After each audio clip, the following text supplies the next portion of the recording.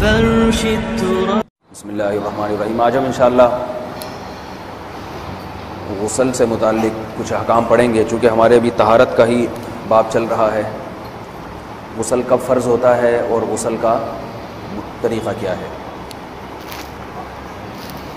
رسول اللہ صلی اللہ علیہ وسلم نے فرمایا ان اللہ لا یستحیی من الحق، اللہ تعالیٰ حق بات کو بیان کرنے سے حیا نہیں کرتے.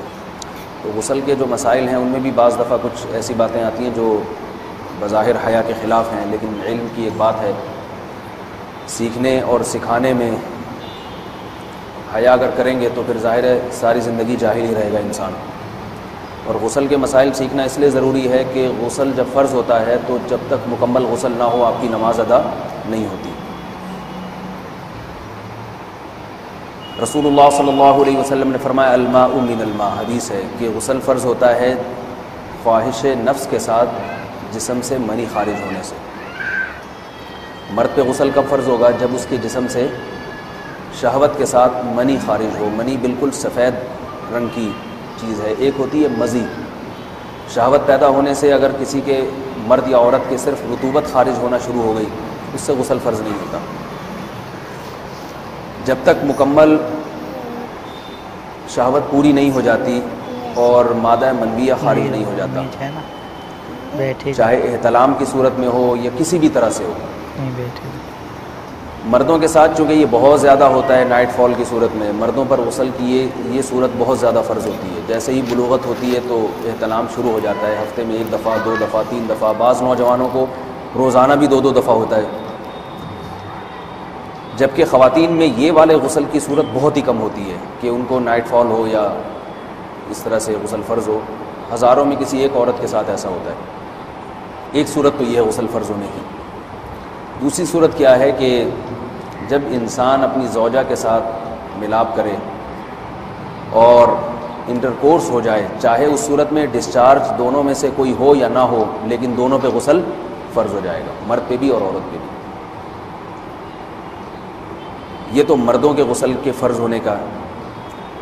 مردوں کے غسل میں ایک چیز یہ بھی ہے کہ اگر آپ نے رات کو نیند کی اور صبح آپ اٹھے اور آپ نے کپڑوں پہ نشان دیکھا، اب آپ کو یہ پتہ نہیں چل رہا کہ یہ منی کا نشان ہے یا مزی کا ہے، تو بھی آپ پر غسل کرنا فرض ہے. یہی سمجھا جائے گا کہ یہ آپ خواب میں ڈسچارج ہوئے.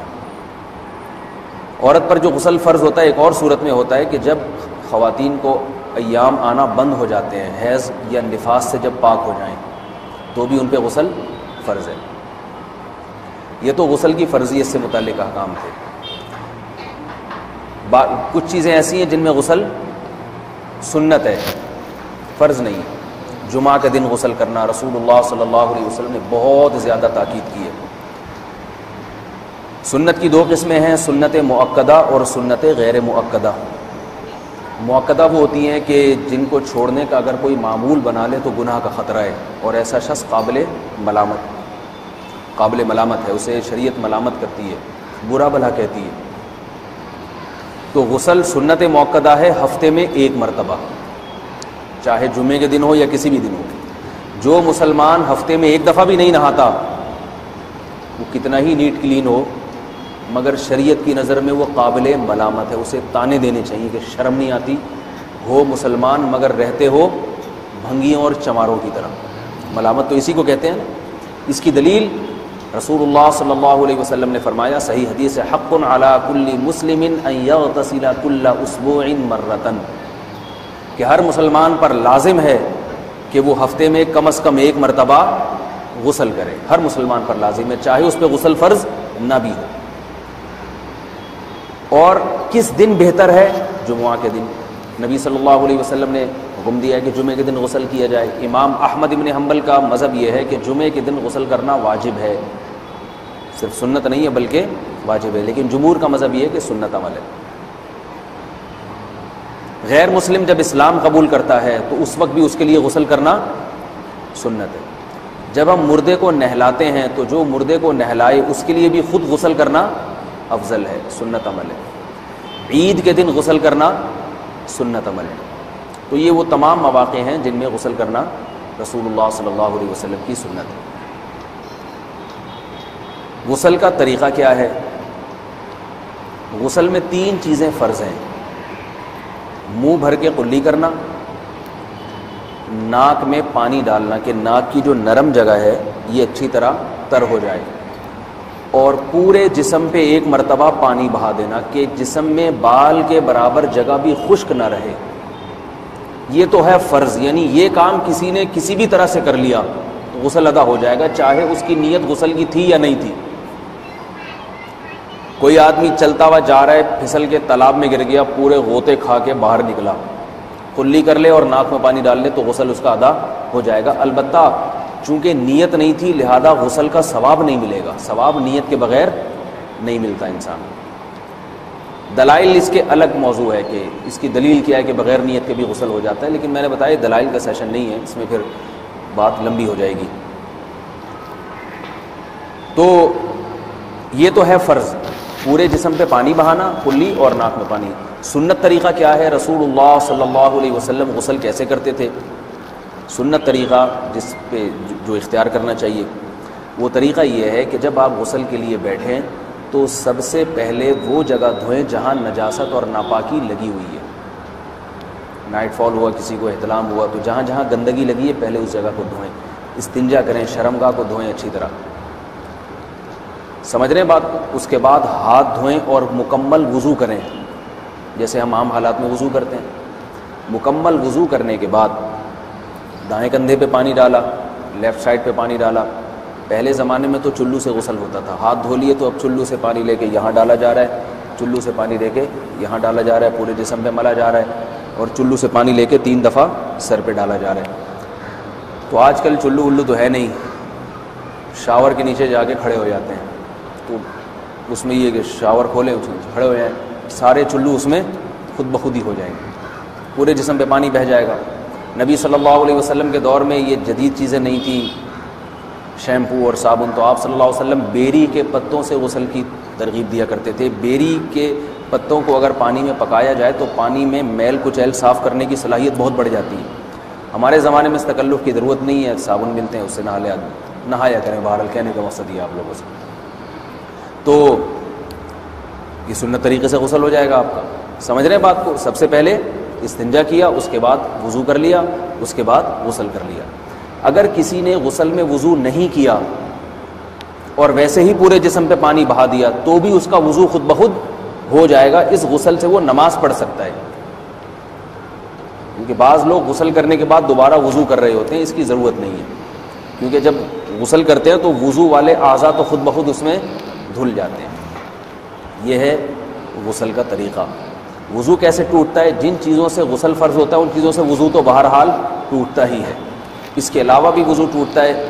اس سے پچھلے لیکچر میں نے کچھ تفصیل بتائی تھی کہ نجاست جسم سے کہیں سے بھی خارج ہو جائے یا نجاست نکل کے بہہ پڑے، اگر قضاء حاجت کی جگہوں سے نجاست خارج ہوئی ہے تو نظر بھی آ جائے وضو ٹوٹ جائے گا، اور قضاء حاجت کے علاوہ جگہوں سے اگر نجاست خارج ہوئی ہے، خون وغیرہ ہے جیسے، تو جب تک نکل کے بہے گا نہیں تو اس وقت تک وضو نہیں ٹوٹے گا۔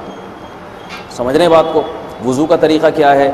سب سے پہلے دونوں ہاتھوں کو دھویا جائے، 3 دفعہ کلی کی جائے، مسواک کی جائے، 3 دفعہ ناک میں پانی ڈالا جائے، پھر پورے چہرے کو پیشانی، یہ جو ہے جہاں سے پیشانی ہماری شروع ہو رہی ہے اور تھوڑی کے نیچے، تھوڑی جہاں ختم ہو رہی ہے، اور ایک کان کی لو سے دوسرے کان کی لو تک 4 اعضاء ہیں وضو میں دھونا فرض ہیں۔ 1 چہرہ، نمبر 2 بازو، نمبر 3 سر کا مسا، چوتھائی سر، اور نمبر 4 پاؤں کو دھونا۔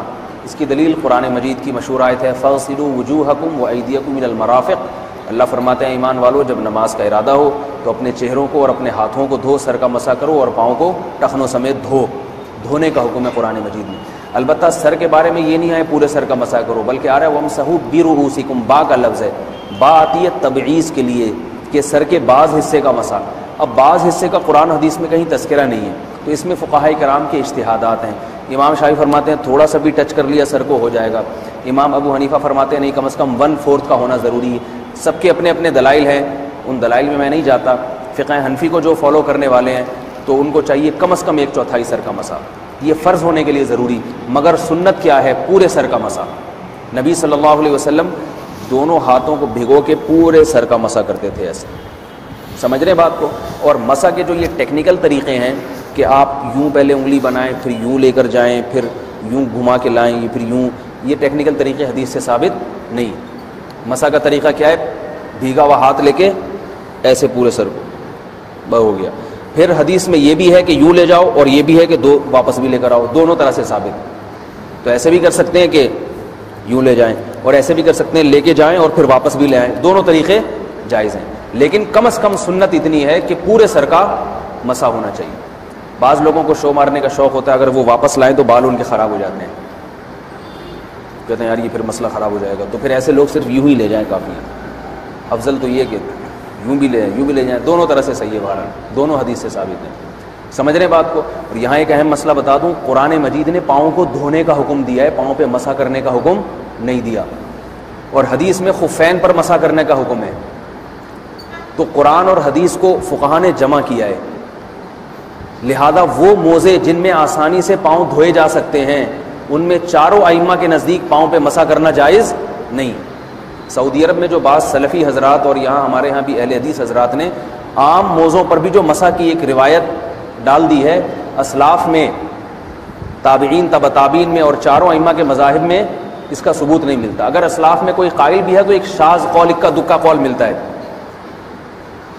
ورنہ یہ ائمہ اربعہ کے مذہب کے خلاف ہے، اور جو احادیث جو نقل ہوتی ہیں صحیح سند کے ساتھ ان کے بھی خلاف اور قرآن کی آیت کے بھی خلاف ہے۔ اس لیے کسی نے عام ساکس پہ اگر مسح کر لیا، جو عام طور پہ آفس پہن کے جاتے ہیں لوگ، اس میں تو پاؤں، آپ اگر ساکس کو پانی کے نیچے رکھیں پورا پاؤں دھل جائے گا آرام سے، تو وہاں کیا ہو رہا ہے کہ قرآن مجید کے حکم کی مخالفت لازم آ رہی ہے، آپ پاؤں دھو نہیں رہے۔ تو اس لیے ہم یہ سمجھتے ہیں کہ اس صورت میں نماز ادا نہیں ہوگی۔ سعودی عرب میں بعض سلفی حضرات نماز پڑھاتے ہیں، وہ ایسے ہی کرتے ہیں کہ عام ساکس پہ مسح کر کے نماز پڑھا لیتے ہیں۔ تو فتویٰ اسی پر ہے کہ ان کی اگر کسی کو یقین ہے کہ اس نے عام ساکس پہ مسح کر کے نماز پڑھائی ہے تو اس کے پیچھے نماز ادا نہیں ہوگی، کیونکہ قرآن کے مطابق اس کا وضو ہوا ہی نہیں ہے۔ صدیوں تک کوئی بھی اس قول کا قائل نہیں رہا ہے کہ عام ساکس پہ بھی مسح ہو جاتا ہے۔ یہ ابن تیمیہ رحمہ اللہ تعالیٰ 7ویں صدی میں اس کے قائل تھے، اور تابعین میں اکا دکا قول ملتے ہیں اس کے، لیکن شاذ قول ہیں، مرجوح قول ہیں جن پر امت نے فتویٰ نہیں دیا۔ اور اب سعودی عرب میں بعض سلفی حضرات اس کے قائل ہیں۔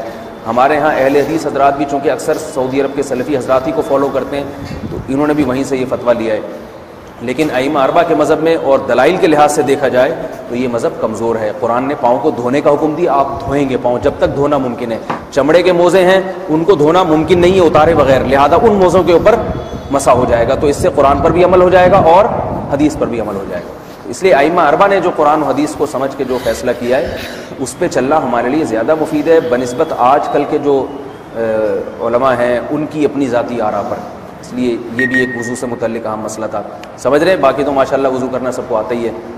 اور وضو کے بعد دعا کیا ہے؟ کلمہ شہادت، اشہد ان لا الہ الا اللہ وحدہ لا شریک لہ اشہد ان محمدا عبدہ ورسولہ اللہم اجعلنی من التوابین واجعلنی من المتطہرین۔ اے اللہ تو مجھے بار بار توبہ کرنے والوں میں شامل کر دے اور بار بار پاکیزہ رہنے والوں میں شامل کر دے۔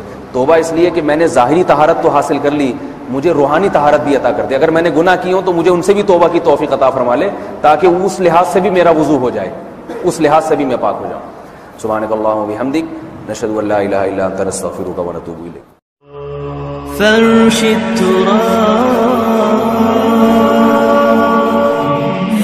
التراب يضمني وهو غطاء